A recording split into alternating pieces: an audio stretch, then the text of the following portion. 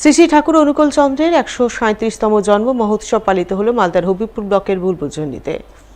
এ উপলক্ষে রবিবার বুলবুলচন্ডী গিরিজা সুন্দরী বিদ্যা মন্দির প্রাঙ্গণে সৎসঙ্গের বিশাল আয়োজন চোখে পড়ে। উষা কীর্তনের মাধ্যমে শুরু হয় সৎসঙ্গের ধর্মীয় অনুষ্ঠান। এরপর এক এক করে অনুষ্ঠিত হয় সমবেত প্রার্থনা, সঙ্গীতাঞ্জলি, মাতৃ সম্মেলন, ছোটদের অঙ্কন ও নৃত্যানুষ্ঠান। এছাড়া আগত ভক্তরা মিলে ঠাকুর অনুকূল চন্দ্রের বাণী ও জীবনাদর্শ নিয়ে আলোচনা করেন, ধর্মকথায় অংশ নেন। দিনভর দীক্ষাদান পর্ব চলে। দীক্ষাদান পর্ব শেষে আগত ভক্তদের মধ্যে ভান্ডারার ভোগ নিবেদন করা হয়, যাকে কেন্দ্র করে আনন্দ মুখরিত হয়ে গোটা বুলবুলচন্ডী এলাকা।